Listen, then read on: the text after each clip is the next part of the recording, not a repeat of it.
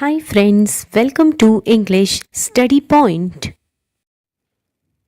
Today in this video lecture I am going to explain you important lines from Mirabai's verses. So first let's begin with an introduction. She is considered to be celebrated Bhakti saint, poet and devotee of Lord Krishna. She refers herself as bride of divine. She composed devotional poems and bhajans to praise Lord Krishna. In her poems, she describes her unconditional love for her Lord and promotes Krishna Bhakti as the ideal way of life because it helps us forget our worldly or earthly desires.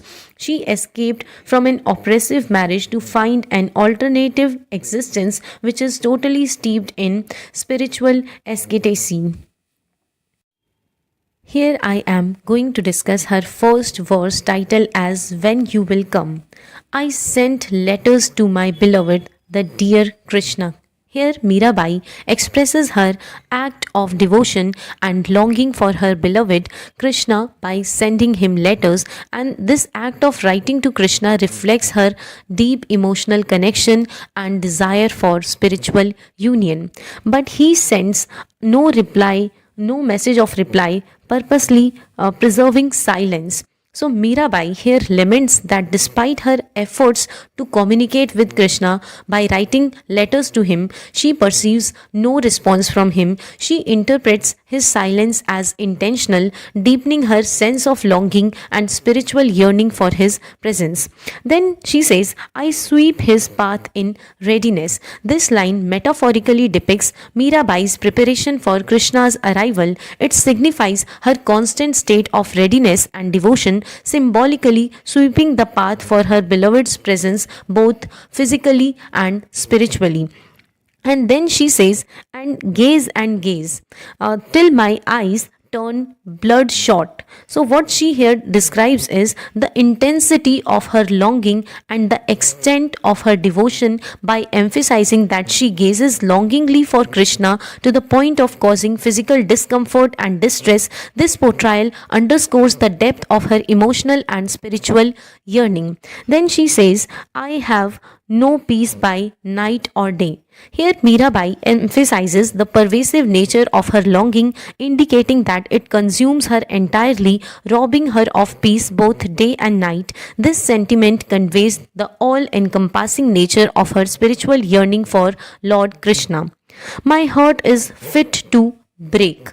Mirabai here vividly expresses the profound emotional distress caused by her separation from Krishna. Her heartache exemplifies the depth of her love and the pain she experiences due to the perceived absence of her beloved.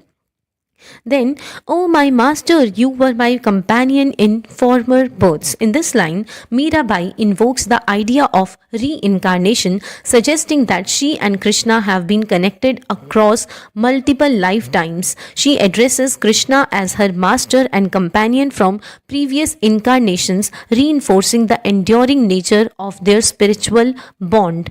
Then she says, when you will come. So Mirabai is heartfeltly pleading, expressing her intense desire for Krishna's arrival. This too reflects her impatience and longing inherent in her spiritual quest as she yearns for the fulfillment of her deep devotion and union with her beloved.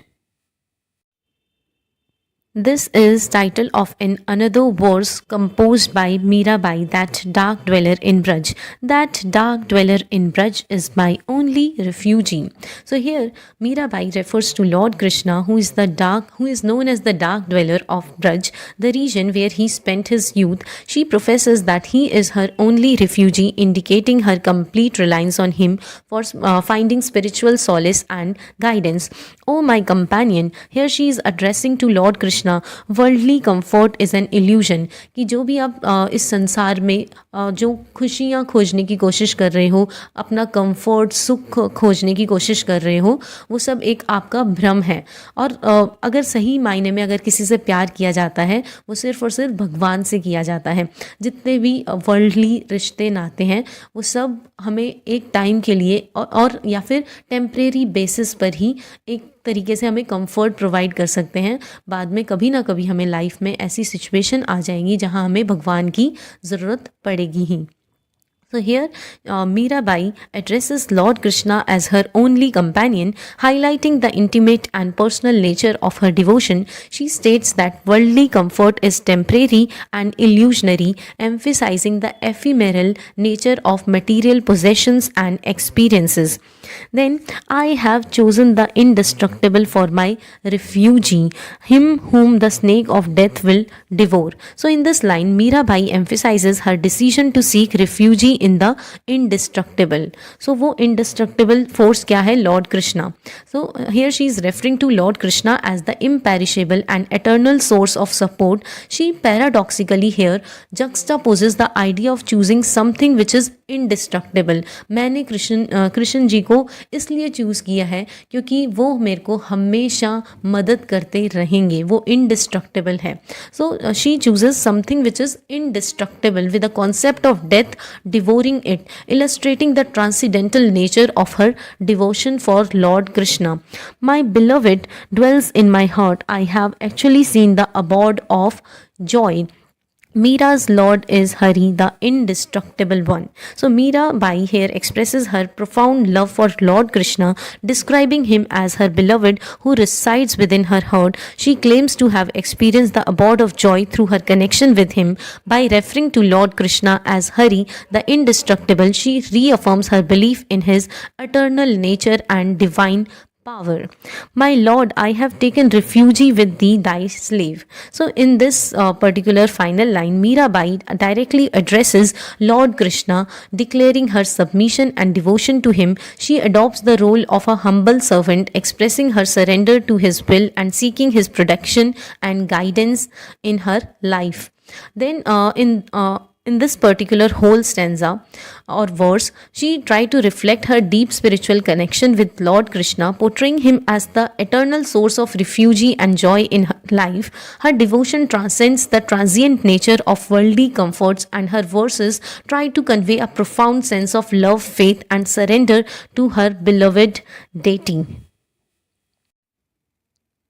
This is sort of third verse composed by Mirabai titled as Unbreakable, O Lord. Unbreakable, O Lord, is the love that binds me to you like a diamond.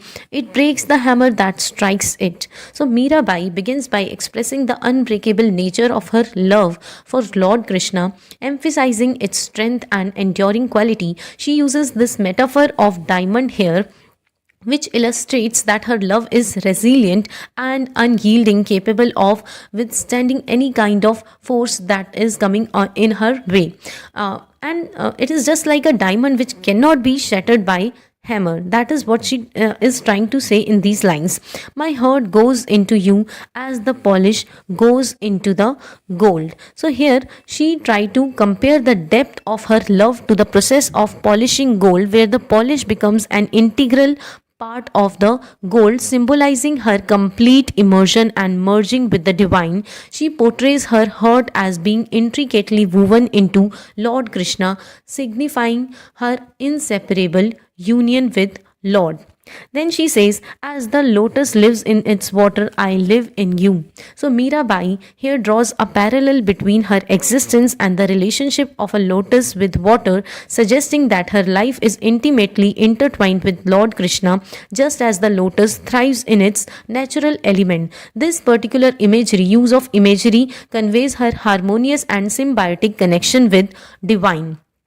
Then, like the bird that gazes all night at the passing moon. In these particular lines, Mirabai likens her unwavering focus and longing for Lord Krishna to the persistent gaze of a bird which is fixated on the passing moon. This simile means here use of like is a kind of simile which conveys her profound and unceasing devotion, which highlights her steadfast attention and yearning for her beloved deity. I have lost myself dwelling in you, O my beloved, return.